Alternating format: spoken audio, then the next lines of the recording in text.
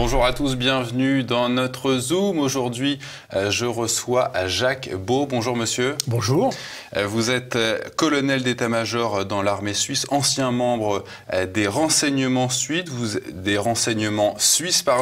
Vous êtes expert en armes chimiques et nucléaires, également spécialiste du renseignement évidemment et du terrorisme. Vous signez cet ouvrage remarquable, gouverné par les fake news. Conflits internationaux, 30 ans d'infox utilisés par les pays occidentaux.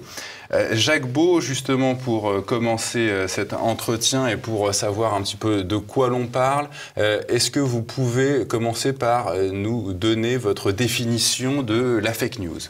Alors, la fake news, c'est en fait toutes les informations qui sont partielles, quelquefois biaisées, quelquefois des rumeurs, qui sont devenues en fait des informations sur lesquelles on se base pour juger les activités ou la situation internationale. On a fait avec de vraies rumeurs, de fausses nouvelles, et ça biaise simplement notre perception du monde. Qu'est-ce qui est à l'origine justement de ces fausses idées, de ces erreurs?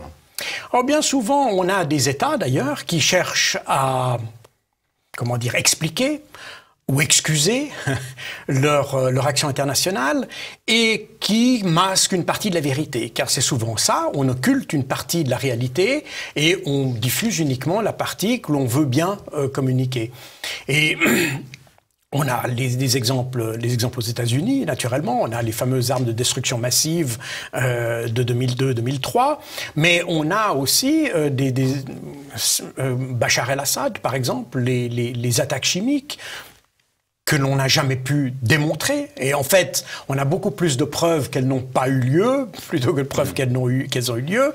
On a les morts au Darfour, par exemple.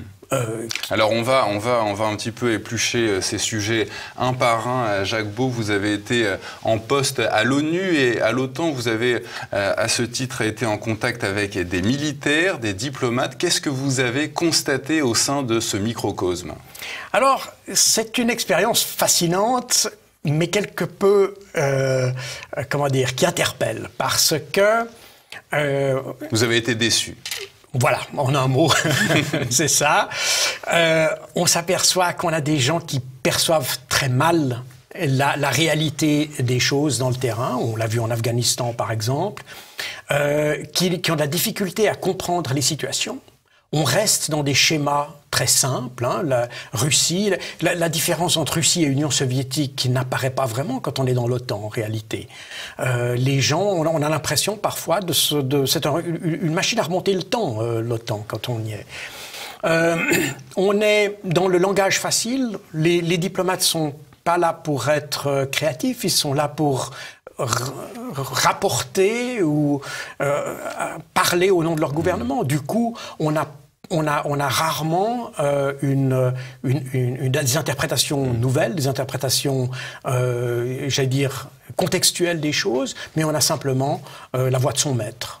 Vous êtes plus doux sur ce plateau, Jacques Beau, que dans votre ouvrage. Je vais me permettre de vous citer quand vous parlez des militaires. Incapacité à comprendre la logique de l'adversaire, déficit de culture générale, manque d'imagination et pour les diplomates, c'est peut-être pire, corrompus, manque de courage et pour les dirigeants occidentaux, incompétence, sans honneur et sans dignité. Oui, je pense qu'on peut le qualifier comme ça. L'exemple du terrorisme est un exemple flagrant où on n'a absolument pas compris, ni voulu comprendre d'ailleurs, la manière dont réfléchissent les terroristes. Du coup, on est allé en Afghanistan, on a créé plus de terrorisme qu'il y en avait au départ. D'ailleurs, aujourd'hui, il y a un rapport des Nations Unies qui dit que les forces occidentales en Afghanistan tuent plus de civils que l'État islamique. Donc, on est à l'envers du bon sens. Et tout ça, ça vient du fait qu'on n'a pas compris les logiques. J'étais en Afghanistan, j'ai été sidéré quand je parlais à des interlocuteurs américains de voir comment ils n'avaient absolument pas compris la manière dont réfléchissent les Afghans. Je peux vous faire une confidence. Quand j'ai parlé à des officiers, des gens qui ressemblaient, qui étaient proches des talibans, disons ça comme ça. D'accord.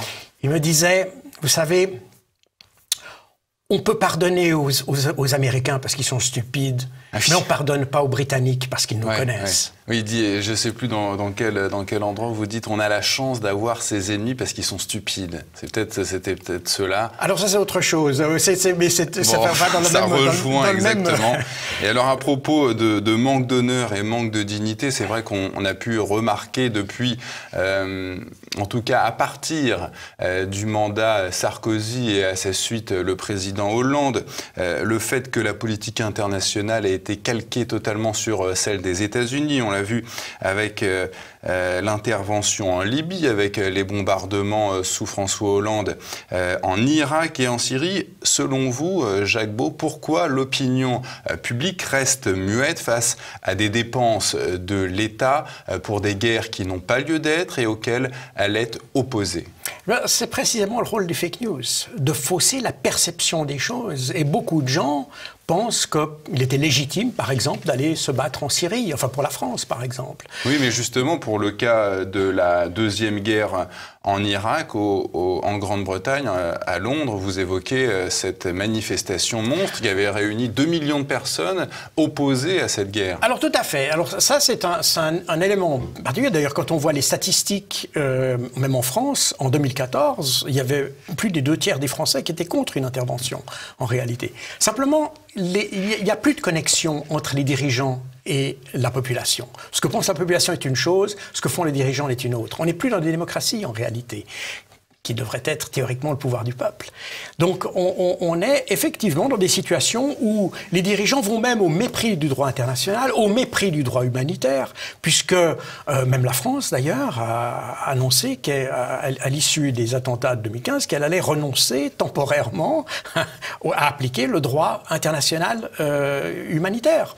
Donc on est à l'envers des principes qui ont fait les valeurs européennes, les valeurs de nos démocraties, les valeurs de l'état de droit, tout simplement. Justement, vous parlez de l'utilisation par les États d'un conditionnement subtil à l'égard sur les populations qu'elles gèrent. Ben oui, c'est ça. On essaye aujourd'hui, quand on voit que la population est opposée, eh bien on commence à lui asséner des vérités qui n'en sont pas, mais qui permettent aux gens au moins de douter ou au moins de ne pas se poser de questions. Et je suis effectivement frappé de voir que la population accepte assez bien, en fait, excusez-moi de le dire comme ça, mais les gens acceptent assez bien qu'il y ait du terrorisme, en fait. Ils sont contre le terrorisme, bien sûr, mais ils ne sont pas contre ce qui génère le terrorisme. Et c'est là où est le paradoxe.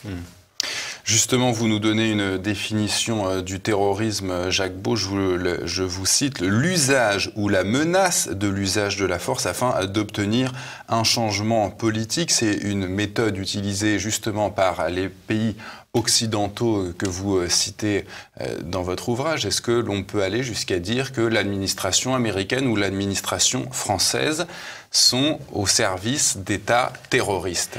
Alors, vous avez qu'à écouter l'État islamique et vous avez la réponse. L'État islamique pratique des attentats pour forcer les populations occidentales à demander à leur gouvernement le retrait des forces qu'ils ont déployées au Moyen-Orient, par exemple. Quand vous regardez la politique qui a été appliquée par les Britanniques lors des bombardements en Allemagne, c'est exactement la même chose. On bombarde les civils pour qu'ils se retournent contre leurs autorités et les force à cesser le combat. La même chose qu'on a appliquée contre Milosevic. On a frappé des objectifs civils pour pousser la population à demander de Milosevic qu'il se retire du conflit.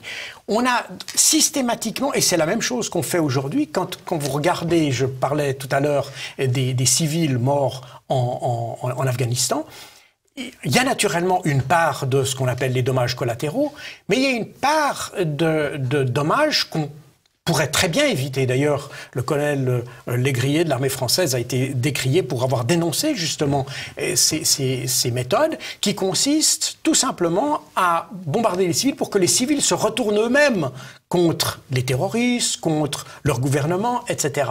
Donc en fait, on pratique exactement la même stratégie que les terroristes avec d'autres moyens et sous d'autres noms.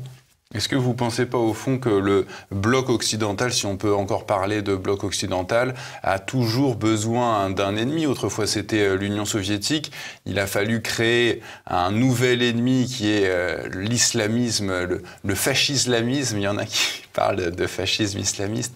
Est-ce que vous pensez que justement les États ont toujours intérêt au fond, à créer un ennemi pour, en fait, maintenir un état de guerre permanent qui permet d'écouler des armes? Alors, il suffit de regarder ce qui s'est passé à la fin de la guerre froide, où quand vous avez eu en Europe pratiquement l'industrie de l'armement européenne qui s'est désagrégée, les forces européennes, les armées européennes ont démobilisé, on les a réduites à leur plus simple expression.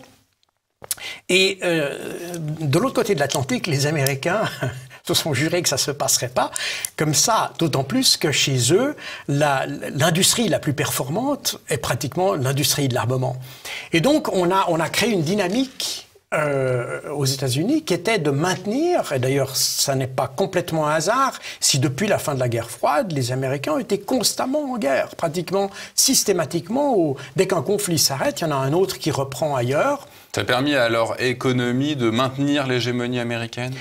Disons que ça a permis en tout cas de maintenir une activité économique, pratiquement l'activité dans laquelle ils sont le plus performants. C'est l'industrie de l'armement. Ils ne peuvent pas que fabriquer des voitures. Les voitures américaines, aujourd'hui, on en parlait dans les années 40, 50, 60, mais aujourd'hui, qui en parle encore? Enfin, je veux dire, il y a bien sûr des voitures américaines, mais c'est aujourd'hui, d'ailleurs, quand vous allez aux États-Unis, vous demandez à un Américain, il préfère acheter une voiture japonaise qu'une voiture américaine, parce que c'est souvent on pourra trouver d'autres exemples. Il y a des voitures électriques, dont je ne vais pas citer la marque, qui certainement sont à la pointe, enfin, j'imagine, mais malgré tout, l'industrie de l'automobile, elle a totalement périclité, pour prendre cet exemple, et bien d'autres encore. Aujourd'hui, les États-Unis dépendent très largement d'autres pays pour leur économie, que ce soit, ils dépendent de la Chine. Quand Trump fait des sanctions, établit des sanctions contre la Chine, c'est Apple qui rouspète parce que il a des composants qui viennent de Chine. Donc, on est dans une industrie qui n'est plus celle qu'on a connue dans les années 50-60. Elle est beaucoup moins créative, elle dépose moins de brevets. Aujourd'hui, ce sont les Chinois qui déposent plus de brevets. Donc, on a une industrie qui est plutôt sur le déclin. Et la seule qui se maintient relativement bien dans ce paysage, c'est l'industrie de l'armement. Boeing a un secteur commercial qui bat de l'aile, si vous me passez l'expression, mais et qui survit grâce à sa branche militaire. Et vous trouvez pratiquement toutes les grandes firmes aéronautiques ont pratiquement cessé leurs activités civiles pour se rester dans le domaine militaire, parce que c'est effectivement là où ils sont le plus performants. Alors depuis le retrait des États-Unis de l'accord sur le nucléaire iranien, les Iraniens ont repris la production pour construire la fameuse bombe nucléaire, mais vous trouvez que cette menace iranienne est totalement artificielle et à ce titre vous revenez sur l'élimination, l'assassinat du général Qassem Soleimani par les États-Unis en janvier dernier. Pourquoi les États-Unis ont-ils eu intérêt à l'éliminer? Alors tout d'abord, je vous reprends parce que les Iraniens n'ont pas repris la construction d'une arme nucléaire, c'est pas vrai. Ils ont repris l'enrichissement. D'ailleurs, ils sont restés, comme l'a constaté l'Organisation internationale d'interdiction sur les armes chimiques, l'Organisation sur le contrôle des armes nucléaires. Ils sont restés dans les limites du traité. Simplement, ils mettent un peu la pression sur les pays occidentaux, sur les autres pays, en augmentant très légèrement. Mais ils ont fait très attention d'éviter. Ils sont bien en deçà des capacités de production d'armes nucléaires, les Iraniens. Et d'ailleurs, on sait que depuis 2003, on a des rapports à la fois de la CIA et du Mossad, d'ailleurs, qui affirment que les Iraniens ont renoncé définitivement à construire une arme nucléaire en 2003 déjà. Donc les Iraniens ont très bien compris qu'ils n'avaient pas beaucoup d'intérêt à le faire. Alors regardons sur le nucléaire civil. Voilà, et donc revenons à Soleimani. Soleimani, personnage très populaire avant sa mort. Personnage très populaire, mais qui a aussi été... qui est un personnage qui était important dans le cadre de négociations secrètes que l'Iran voulait engagé avec l'Arabie Saoudite. Ce qui s'est passé, c'est que quand il y a eu des attaques par des drones en Arabie Saoudite, tout le monde s'attendait à ce que les États-Unis ripostent contre l'Iran. En fait, ces attaques de drones, on n'a jamais vraiment su d'où elles venaient et les Américains n'ont eu aucune preuve qu'elles venaient d'Iran. Et donc, les Américains n'ont pas voulu s'engager dans un conflit alors qu'ils étaient sur une base vraiment très fragile. Et à cette occasion, les Saoudiens ont compris que les Américains n'allaient pas s'engager sans raison dans un conflit avec l'Iran et que probablement, pour sortir un peu de l'imbroglio dans lequel l'Arabie Saoudite s'est mise, soit au sud avec le Yémen, mais qui est en partie soutenu par l'Iran, et puis avec son grand voisin iranien, les Saoudiens ont compris qu'il valait mieux rechercher la négociation. Et c'est Soleimani qui devait piloter ces négociations avec l'Arabie Saoudite du côté iranien.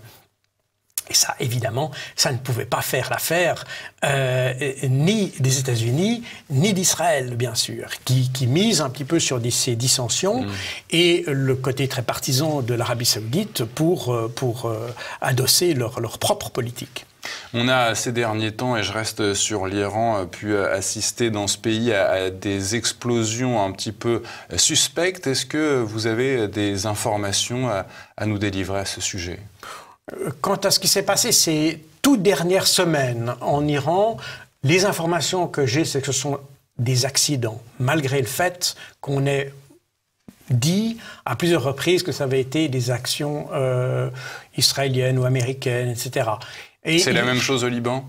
Sur ce qui s'est passé Le Liban, je ne sais pas. Je peux volontiers croire qu'il s'agit, je ne parle pas de Hariri, je parle de ce qui s'est passé dans le port de Beyrouth.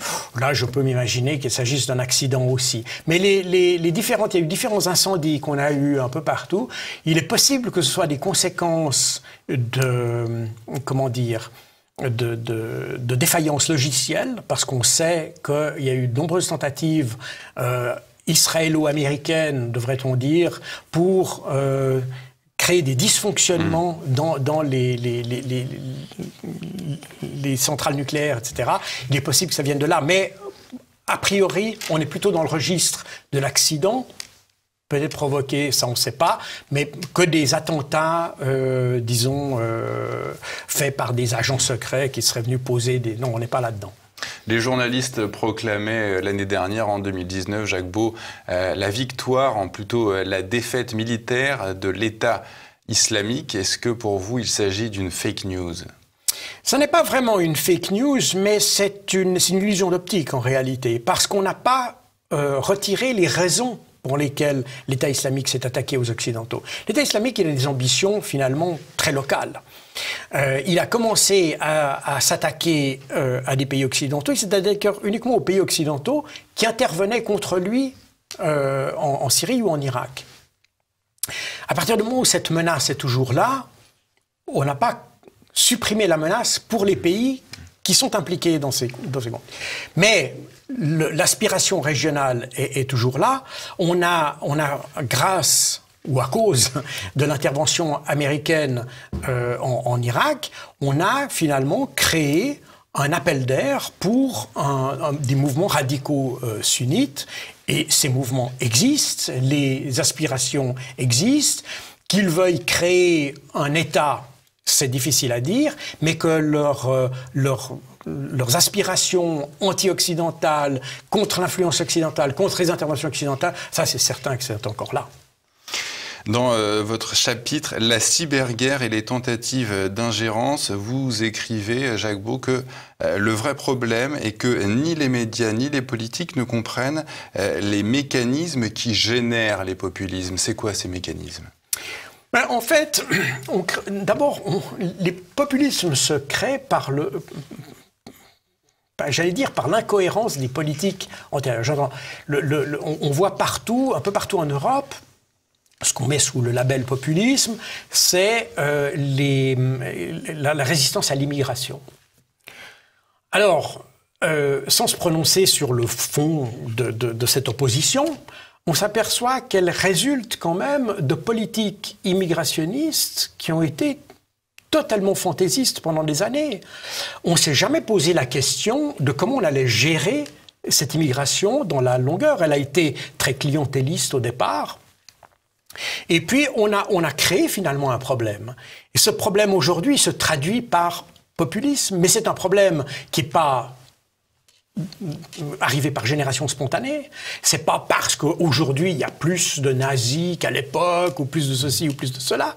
C'est que simplement, on a créé une situation qui est propice à l'éclosion d'un ras-le-bol qui s'exprime. Alors, on peut l'appeler, on peut mettre de nouveau, on peut mettre sous le label populiste. L'immigration est un cas typique. En France, ça n'a jamais été géré. On a géré ça de manière politicienne, c'est-à-dire on a toujours joué un parti contre l'autre. Et c'est comme ça qu'on a géré l'immigration. Mais on l'a pas géré en termes de société. Et aujourd'hui, on s'aperçoit qu'il y a un hiatus dans la société. On se trouve avec la tentation d'avoir des sociétés à 2 ou 3 vitesses. Mais on est surpris alors qu'en réalité, c'était quelque chose qui était totalement prévisible si on avait fait une vraie politique de société, mais on n'a jamais fait ça. Est-ce que vous pensez que c'est spontané, cette politique immigrationniste, ou comme d'autres personnes qui estiment que certains pères de l'Europe, comme Kalergi, avaient pour ambition, dès le début, de faire émigrer des populations africaines vers l'Europe? Alors, je ne crois pas tellement à ces théories. Je crois à ce que, par exemple, d'ailleurs c'est un fait, moi je viens de Suisse, et en Suisse, on a plusieurs fois évoqué le fait que le déficit de natalité en Suisse devait être compensé par quelque chose. Je ne dis pas qu'on a fait venir l'immigration pour ça, mais je dis qu'on a salué l'immigration pour ça. C'est-à-dire qu'on a vu l'immigration comme étant un peu un phénomène qui compensait. Mais pourquoi ne pas favoriser une politique familiale, voilà, par exemple? Ça c'est la bonne. Voilà, c'est pour ça que je vous dis, on n'a jamais eu de politique cohérente. Mais une politique familiale ne se décrète pas sur 2 ans, elle doit se décréter sur une génération. Mais cette absence de cohérence, elle a quand même une. Vous pensez non, que je pense que c'est un manque de vision, et là on retombe à une question que vous m'avez déjà posée sur les politiciens, sur les gens qui nous dirigent, qui n'ont pas vraiment de vision. Ils ont des visions à court terme, ils ont des visions politiciennes, ils luttent contre des partis politiques, ils s'intéressent pas au bien de la nation en réalité. Les gens qui avaient des visions, c'est les gens qui ont institué des allocations familiales à l'issue de la Première Guerre mondiale, etc. Parce qu'ils se sont dit, on a eu un déficit de population dû à la mortalité, etc. Il faut repeupler. Et donc, on a créé les allocations familiales. Ça, c'était des gens qui étaient visionnaires, qui ont réfléchi sur 2 ou 3 générations. Mais on n'est plus du tout là-dedans aujourd'hui. On n'a pas créé... L'immigration, elle s'est imposée d'elle-même, parce que d'abord, on a créé aussi... Il y a de nombreux facteurs qui viennent là-dedans. La question est de l'éducation, par exemple. On a aujourd'hui, on veut que tout le monde aille... On a voulu que tout le monde aille à l'université. Alors, c'est très bien, ça. Seulement, le problème, c'est que vous ne trouvez plus, après, les gens qu'il vous faut pour faire les petites mains, comme on a dit pendant la crise du coronavirus. Et ces petites mains, elles viennent justement de pays qui sont... qui ont parfois une formation. Je prends les questions des aides médicales. Vous avez des pays africains qui ont des bonnes formations. On déclasse ces gens. Elles deviennent des petites mains chez nous. Chez elles, ces personnes seraient sans doute... aurait sans doute un grade plus élevé, mais ici, c'est nos petites mains. Mais ces petites mains, on ne les génère plus nous-mêmes. On ne génère plus d'artisans, on ne génère plus d'ouvriers. On prend les ouvriers qui viennent de l'État. Parce que nous, on veut plutôt avoir des ingénieurs. Les Français de souche doivent être dans les bureaux, devenir ingénieurs. Je ne dis pas qu'ils doivent, mais ils sont devenus... C'est devenu comme ça. C'est un peu partout comme ça, d'ailleurs. On a créé, en fait, des gens qui n'ont plus envie de faire des petits travaux. Et on va terminer, Jacques Beau, avec le chapitre que vous consacrez avec la Russie et le fait que vous qualifiez justement la diabolisation de la Russie par l'État français et même en général par les pays occidentaux d'outils de manipulation. Qu'est-ce qu'il y a derrière cette volonté de diaboliser la Russie?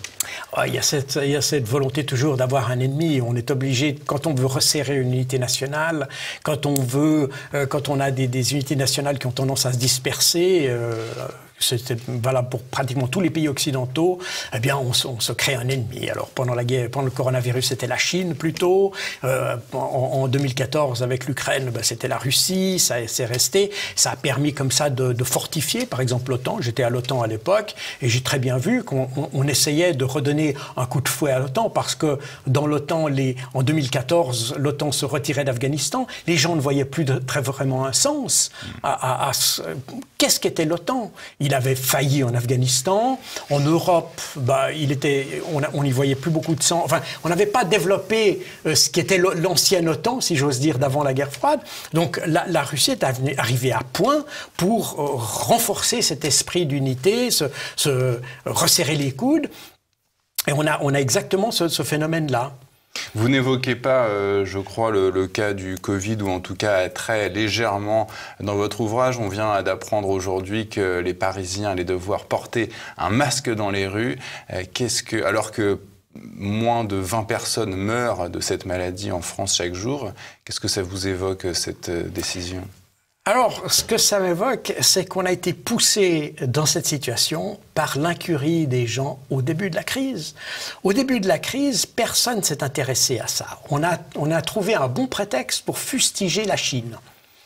Et on a commencé à critiquer la Chine, on a dit qu'ils exagéraient, qu'ils mentaient, enfin pas qu'ils exagéraient, mais au contraire qu'ils mentaient, et que la crise était beaucoup plus importante en réalité qu'elle ne l'était. Et puis, parallèlement, on n'a rien fait. On n'a pas écouté l'OMS. L'OMS, déjà le 10 janvier, donnait des directives pour pour préparer la crise. Personne n'a fait ça. Les auditions de Mme Buzyn devant l'Assemblée nationale montrent qu'elle n'a pas suivi ces recommandations. Son histoire à elle part beaucoup plus tard, près de deux semaines plus tard. Mais en réalité, déjà dès le 9 janvier, il y avait déjà des directives de l'OMS que personne n'a suivies. Et puis tout d'un coup, on s'est retrouvé avec le problème. Et comme on avait tellement menti sur la Chine, on est arrivé à surestimer le problème en réalité. Et au lieu de faire ce que tous les pays asiatiques ont fait, même les ennemis de la Chine, comme Taïwan, comme la Corée du Sud, ils ont suivi exactement l'exemple chinois, c'est-à-dire que dès qu'on a un cas, on l'identifie, on le teste et on l'isole. Taïwan, qui a que quelques morts, je crois qu'ils n'ont même pas peut-être quelques dizaines de morts, je ne connais plus exactement le nombre, mais enfin, c'est minime pour 20 millions d'habitants, c'est-à-dire un tiers de la France. Ils ont une fraction du nombre de morts, mais ils ont aussi une fraction du nombre de tests. Ils ont un nombre de tests qui est minime, c'est quelques milliers de tests, alors qu'on vient vous dire ici qu'on manquait de tests, etc. Non, si on avait fait isoler immédiatement les cas, tester les cas, et si on les avait confinés immédiatement, eh bien, on n'en serait pas là aujourd'hui. Simplement qu'on a été, à force d'avoir tout laissé aller, on s'est trouvé avec une situation qu'on n'arrivait plus à gérer et que seul le confinement apportait une solution. Et c'est ce qui s'est passé. Simplement, aujourd'hui, on est dans la même logique parce qu'en fait, on n'a rien contrôlé. C'est tout le sens de votre ouvrage, Jacques Beau, Gouverné par les fake news. C'est publié chez Max Milo. Merci, Jacques Beau, d'être venu sur notre plateau.